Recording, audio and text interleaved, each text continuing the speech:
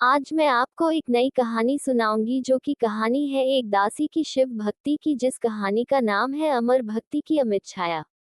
ये कहानी है एक निर्धन लेकिन परम भक्त स्त्री की, जिसका नाम था धनवती। वह एक राजा के महल में दासी थी, लेकिन मन से वह केवल और केवल महादेव की दासी थी। उसका जीवन, उसकी सांसें, उसका श्रम सब कुछ शिव को समर्पित था।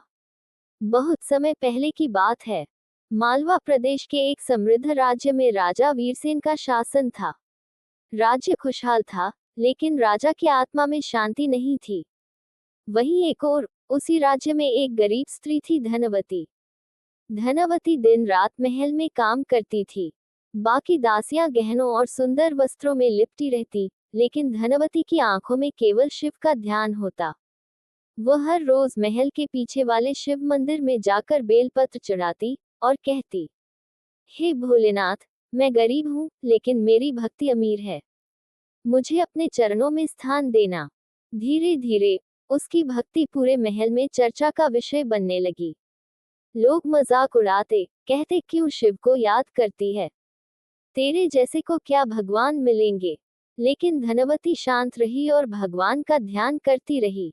राजा वीरसेन वर्षों से संतान सुख से वंचित था। अनेक तांत्रिकों, पंडितों को बुलाया गया, लेकिन कुछ न हुआ। तभी एक दिन राजमहल के पुरोहित ने कहा, राजन, संतान तभी प्राप्त होगी जब आप किसी सच्चे शिव भक्त से आशीर्वाद लेंगे। राजा ने कई साधु संत बुलाए, लेकिन उसका मन नहीं माना। तब किसी ने नाम लिया, धनवती का। राजा हंसा और बोला, एक दासी महादेव की भक्त है।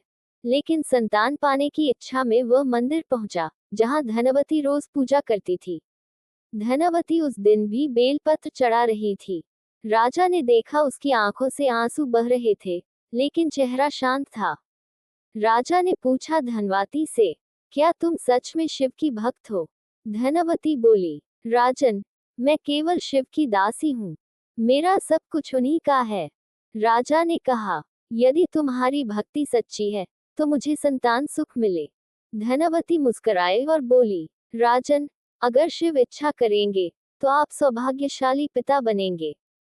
उस रात राजा को स्वप्न आया, भोलेनाथ स्वयं प्रकट हुए, बोले, तूने दासी को छोटा समझा, लेकिन उसकी भक्ति ने स्वर्ग को हिला दिया है। धनवती के पुण्य से तुझे संतान प्राप्त होगी। कुछ ही महीनों में रानी गर्भवती हुई। पूरा राज्य आनंदित हो उठा। राजा ने आदेश दिया कि धनवती को राजमाता की तरह सम्मान दिया जाए, पर धनवती ने वह सब ठुकरा दिया। बोली, मुझे राजसम्मान नहीं चाहिए, मुझे तो बस शिव के मंदिर में चुपचाप बेलपत्र चढ़ाने दो। धनवती जीवन भर महादेव की सेवा करती रही। अंत समय में वह एक दिन ध्यान में बैठी और वहीं उसी शिव मंदिर में शिव के चरणों में लीन हो गई। लोगों ने देखा, उसका चेहरा तेज से चमक रहा था।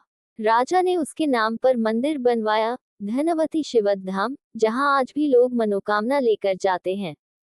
तो दोस्तों, इस कहानी से हमें ये सीख मिलती है कि सच्ची भक्ति में जात पात, धन दौलत, ऊंच नीच का कोई स्थान नहीं। भगवान दिल की भक्ति को पहचानते हैं, दिखावे को नहीं।